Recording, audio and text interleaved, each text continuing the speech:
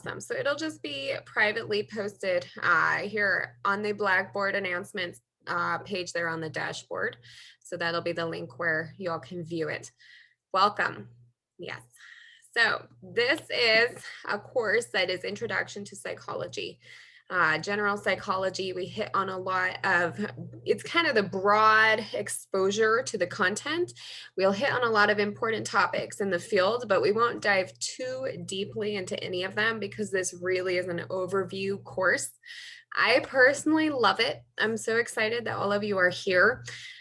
This is one of my favorite courses that I myself took in undergraduate programming because it really gives you a lens through which you can see all of the courses that you take after this, as well as events in your own life, and that could be personally or professionally.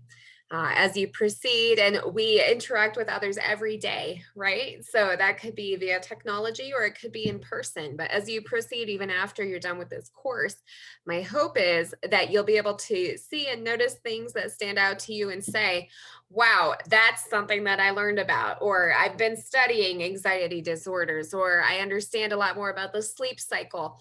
And all of that can come into play, not only for yourself, but for ways that you can support other people in the future. Okay, so welcome. I'm glad you're here. I know that all of you have been in touch with CCU Academy regarding expectations and what's going on. Any questions for me before we begin? Okay, great. So what I'll do is I'll share the screen. We're just going to briefly walk through, and Jada, I know you were here, so we're going to walk through the Blackboard Shell, and I won't be too repetitive. Jada, bear with me, because Jada came to office hours last week. But bottom line, I know some of you have used Blackboard before, some of you have not. I personally think it's very user-friendly and self-explanatory and straightforward. So here on the left-hand side, you'll see each week. This is a course where you have access to all of the content for the class right on the first day as you begin, which is a great opportunity because in some college classes, you'll only get access to each week as you begin that week. So this will allow you to plan ahead. I know that a lot of people go on trips and vacations and have different things happening in the summer. And so this is a good opportunity to work ahead if you need to. And then obviously with those discussions, you'll need to be participating within the week that that discussion is happening because that's the interactive component. However, for a paper, for instance, if you see something down the road and say, I'd really like to get a head start on that, you always can. If you would like any feedback on your written submissions and you want to submit them to me ahead of time, I can review them and add some comments for you if you have any concerns regarding APA format or anything of that nature. I do need 48 hours at least before the deadline to do that. So each paper, and we won't have a paper every week, but papers will be due Sunday at 11:59 p.m. and that's Mountain Standard Time because we're here based in Colorado. So when those papers are due Sunday at 11:59 p.m., it'll be Friday at 11:59 p.m. That would be the deadline for a review of a draft. So sometimes you're working on something and you might say, I'm not quite sure if I'm missing the mark here, or am I on the right track, or what does this look like? That's what I'm here for, but I do need that 48 hours at least. So you'll have to work ahead a little bit to get that draft to me so that I can get you some feedback. Sometimes the papers due Sunday at midnight and I'll receive drafts at Sunday 6 p.m. And somebody will say, can you please look over it and give me comments? And I'm not able to do it necessarily at that quick interval. So that is the opportunity with that 48-hour time span. And I know we're working through week 2 right now. So congratulations, we're already here. Raise your hand if you've taken the week 2 quiz. That's okay. You've got time. We've got all the reading, of course, assigned, and I did provide a list. Did anybody have trouble seeing that? I sent it out through announcements. Did you get it? Thumbs up. Awesome. Okay, great. So for week 2, I put out a list of topics that you can focus on for the quiz. And that's because when we dive into that reading, it kind of feels like a lot. So I go through the quizzes and kind of narrow it down so that you know what to focus on. And even at that list, you might say, wow, that still feels like a lot. And it is. But you kind of have an idea of what to focus in on. And then just do your best. Okay. You're going to do great. Honestly, nobody's going to fail as long as you do the work and do your best. The biggest thing that I see taking people down in these courses is late submissions. If they get behind things and then they're struggling, they might get those points taken off for late work, and then maybe they just miss an assignment and don't do it at all. And once you get those zeros in the grade book, and you all are students, you've been through this, but once you hit those zeros, that's when you're kind of in trouble with the grade. But as long as you're keeping up on the tasks, reaching out for help when you need it, reviewing the rubrics, reviewing the prompts clearly, that's when you're going to get what you need. So that is the list for the quiz. Other than that, what we're going to do, unless anybody has questions on Blackboard, okay, we're going to take a look at a PowerPoint presentation that I have created. And this PowerPoint is just going over some main ideas for the course content. So I'm going to share it. And it'll be blue and white.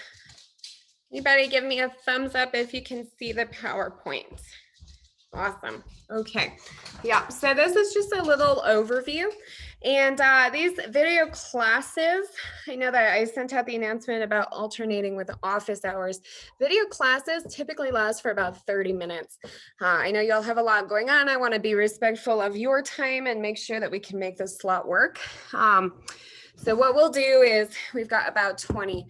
We're going to go over this content.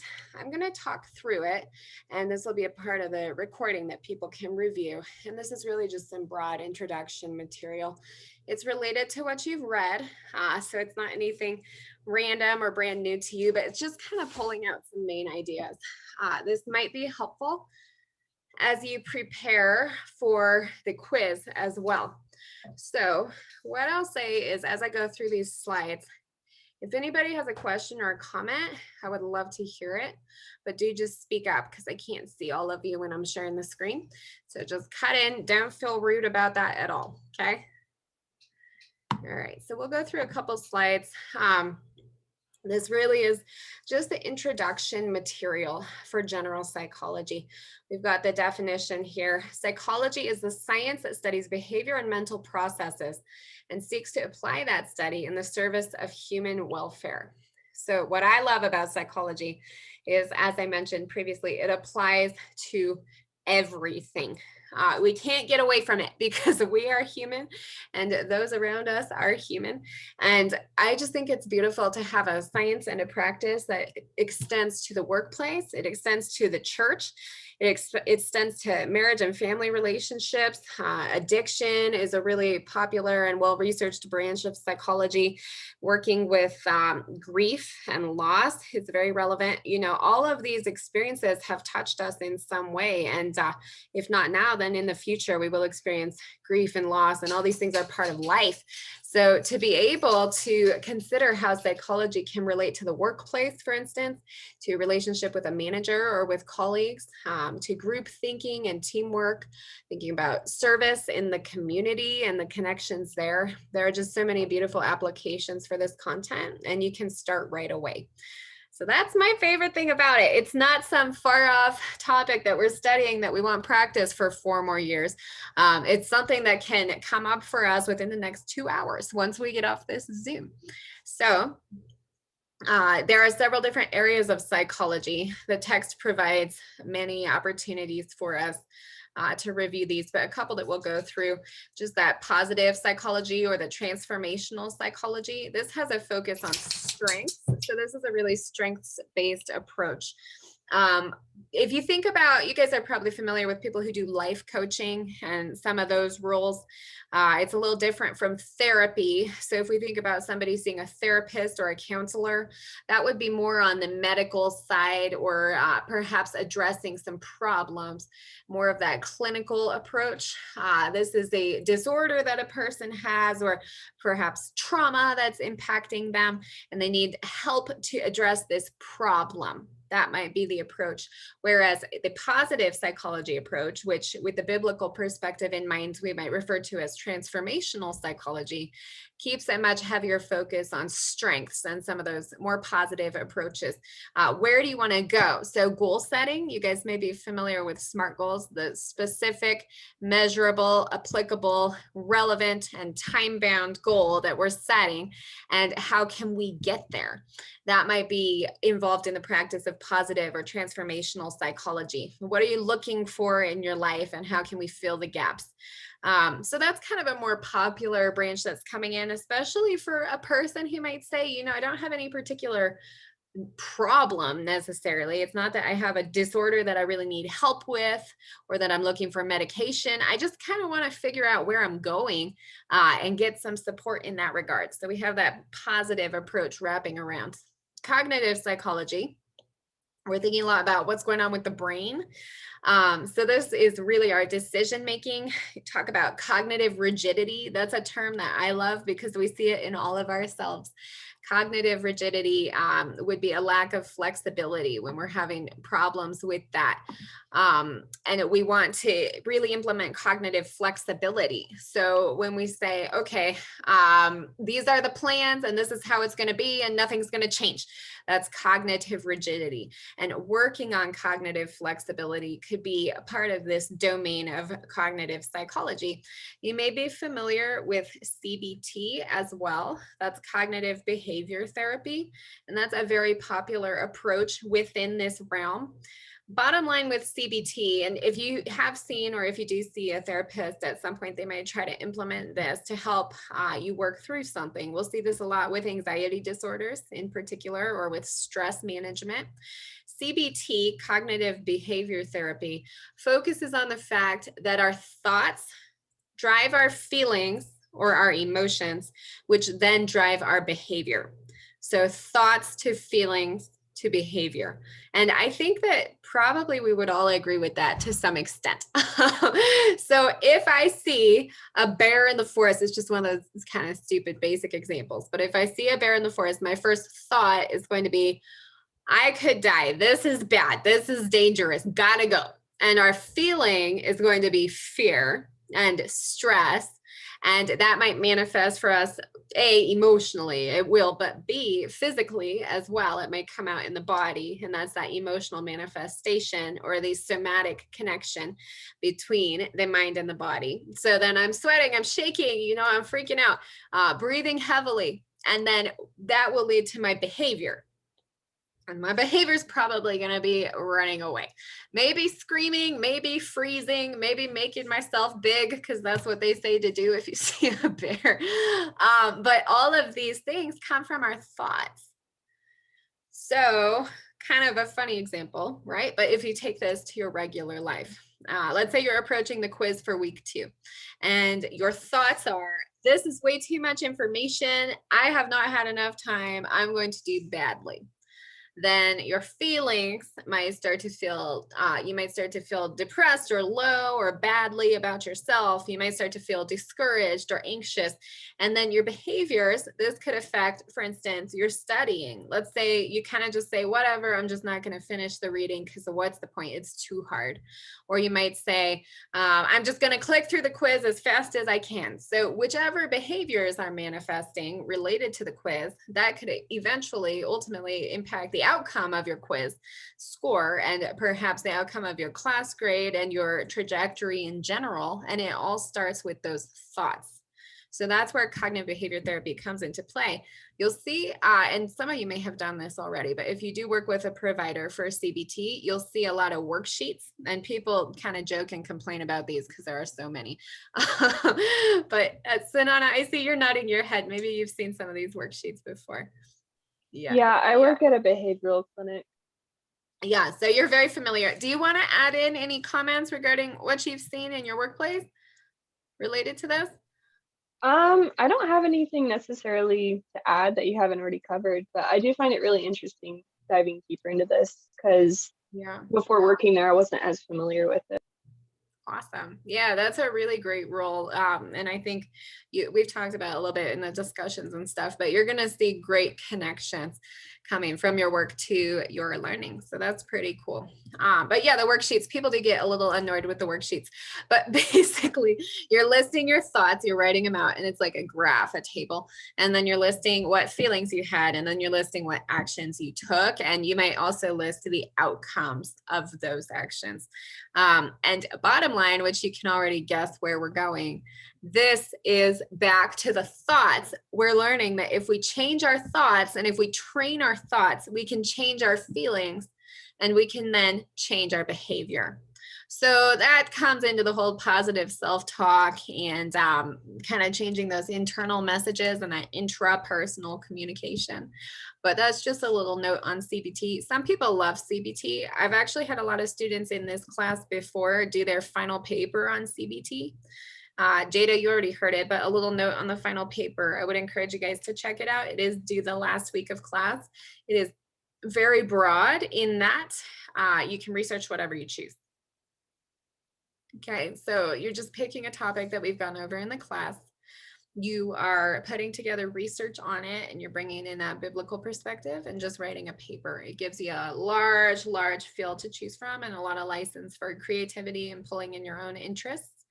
But that is the final paper. And I have had lots of people do cognitive behavior therapy, CBT, as their focus for their final paper because they just think it's interesting. So that comes to mind. Biological psychology, obviously, we're thinking about the chemical components. This is where we look at the neurological functioning, and you'll learn about this in the reading as well. So really what's going on in the brain and the body that is impacting our interactions, our emotional state, our well-being. And how can we support that? So if you think about medications, for instance, you may be familiar or we'll learn about them in the class as well, the SSRI, which is the selective serotonin reuptake inhibitor, commonly in our culture referred to as antidepressant. Basically, it can treat a lot more than just depression, but the SSRI, Prozac is a common one that you've probably heard of, and there are some more recent ones that come out that may have fewer side effects. So there are a lot of different types of SSRIs, but all of them are implemented and used with people experiencing depression, or for instance, some people experiencing anxiety and obsessive compulsive disorder may take an SSRI. So that's a common medication that might be used to alter the brain chemistry to support well-being. And that would be along this biological side. Also in this study would be focused on genetics and hormones, which can influence our emotional well-being and our mental state as well.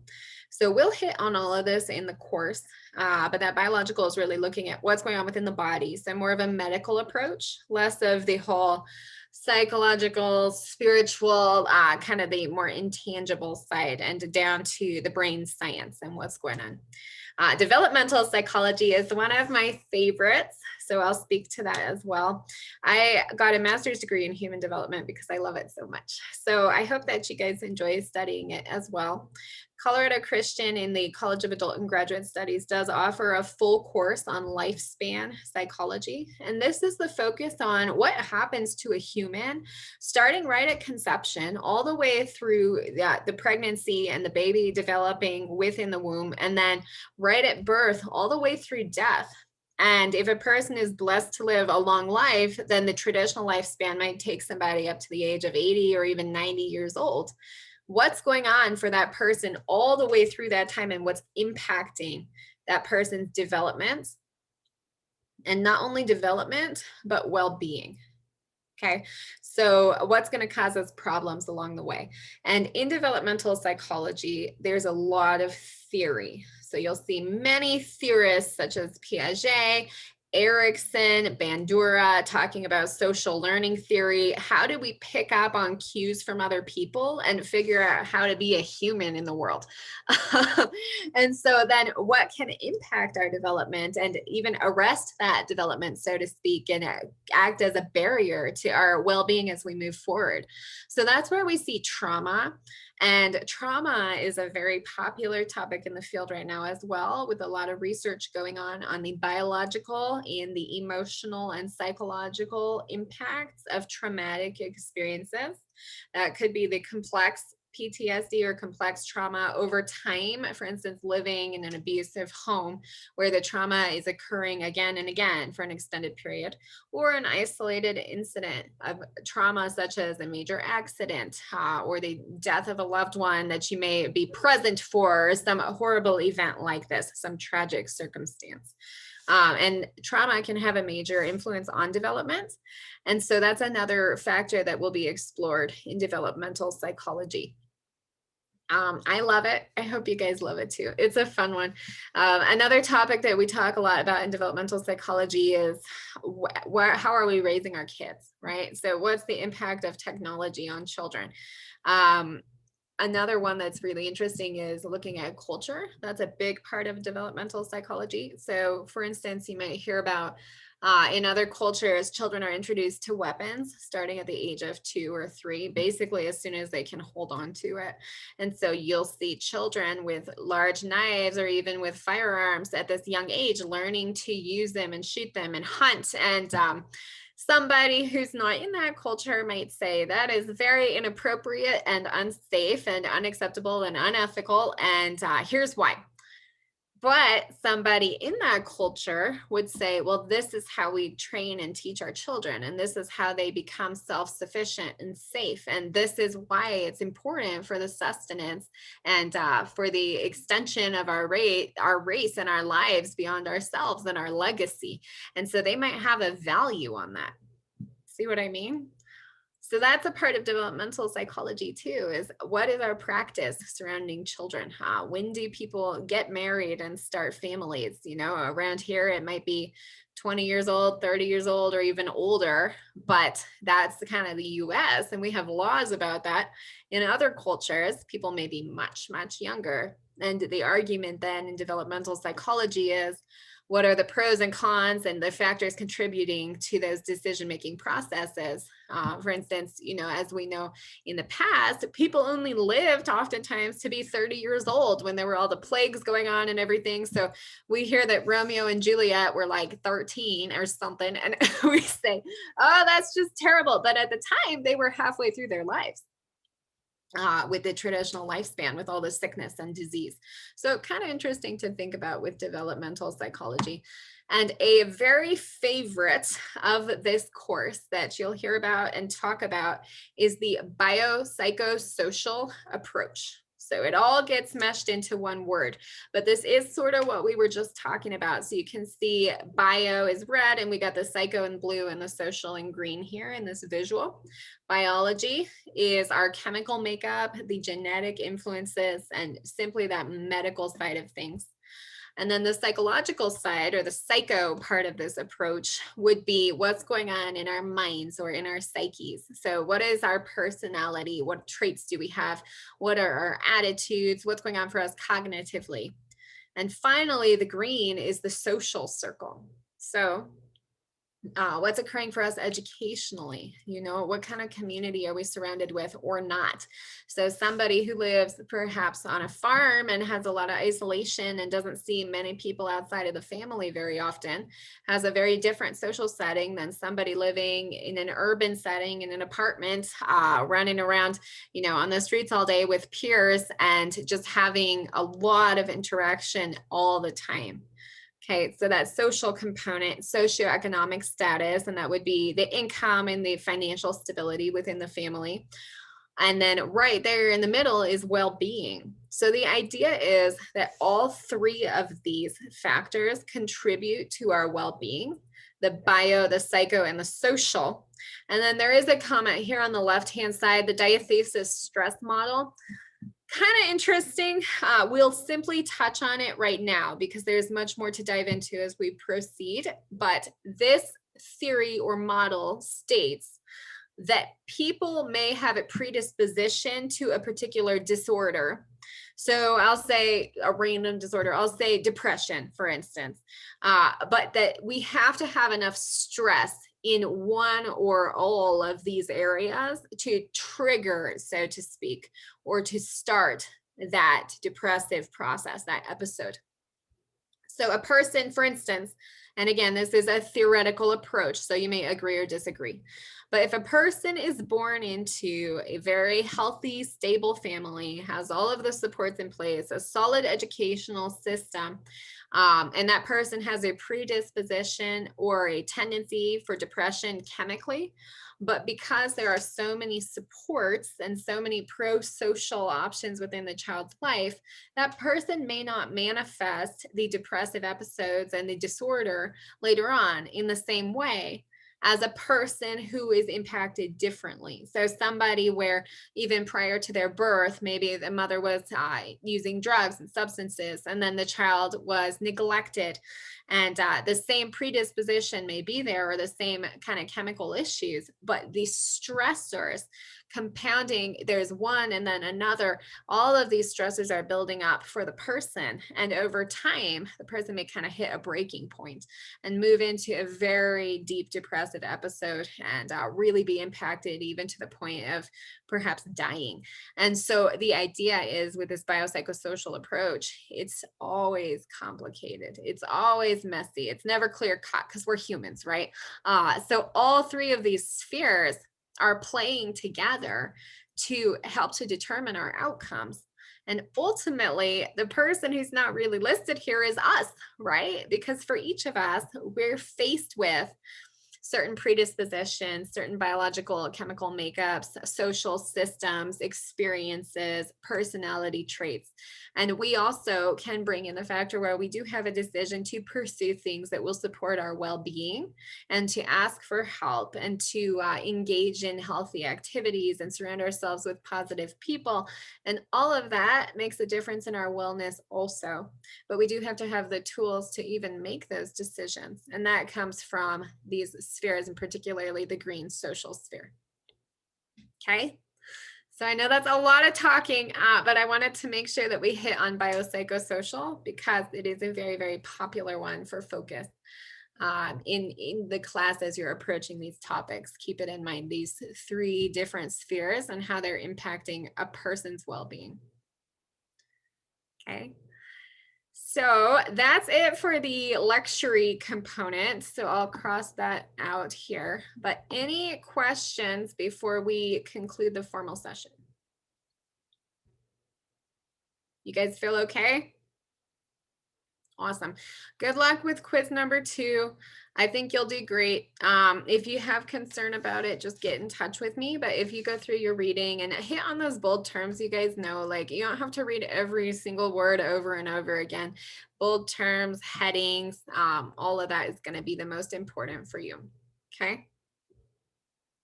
All right. So nice to meet you. I hope to see you guys next time. Swing in the office hours anytime if you want to just chat or have a question, but these every other week class sessions will go over more content. So I'm glad you're here. Enjoy the day. Stay cool. I know you guys are all over the place, but Colorado, we keep hitting 100 every day. So enjoy. Thank you for being here. Thank you. Take care.